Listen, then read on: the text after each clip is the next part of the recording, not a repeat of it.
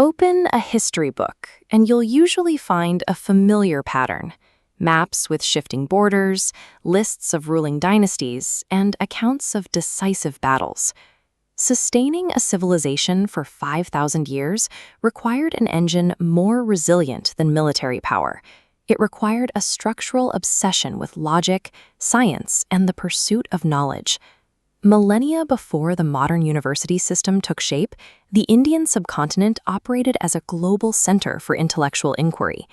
Cities like Takshashila and Nalanda weren't just schools, they were the Ivy Leagues of the ancient world. Scholars from China, Persia, and Central Asia crossed mountain ranges and deserts to reach these campuses, seeking access to libraries that housed millions of manuscripts on everything from grammar to astronomy. While kings fought for territory, the most enduring reach of these ancient empires was the export of their philosophy and intellect to the rest of the world. Within these universities, specific breakthroughs in medicine began to change how the human body was understood. This vintage anatomical drawing shows the detail documented by early practitioners. Maharishi Sushruta compiled the Sushruta Samhita, pioneering surgeries centuries before the West.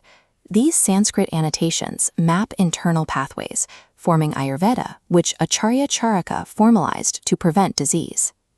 During the Gupta Golden Age, this same analytical rigor was applied to the massive scale of the cosmos. The mathematician Aryabhata developed revolutionary models that addressed both the movement of planets and the fundamental rules of mathematics. These scholars calculated the Earth's rotation on its axis and mapped planetary motions with surprising accuracy. Their work provided an early approximation of pi and trigonometric formulas that appeared in India long before European discovery. Grounded. These anatomical insights and mathematical constants traveled along ancient trade routes, eventually integrating into the global scientific frameworks we use today. This deep grasp of mathematics and human form eventually moved out of the classroom and into physical, aesthetic expression. India's regional diversity produced living traditions like Parathamaniam and Odissi, where the physical discipline of the body became a vehicle for spiritual storytelling. This same cultural energy was eventually immortalized in stone, requiring immense engineering precision. The Kailasa temple at Ellora stands as a landmark of this technical skill.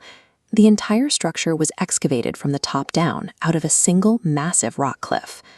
At the Konark Sun Temple, this artistry serves a literal function.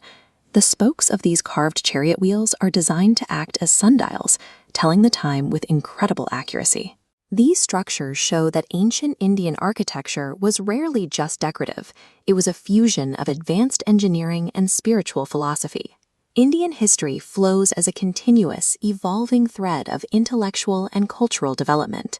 The foundational sciences, medical practices, and artistic expressions born in these ancient centers still actively shape the modern world. But as one era of innovation reached its peak, a new phase of expansion began. In our next episode, we'll follow the rise of the great South Indian empires, their vast maritime networks, and the cultural movement that transformed the region's spiritual landscape. Like this video, share it with your friends, and subscribe to follow the journey. Dhanyavad. Jai Hind.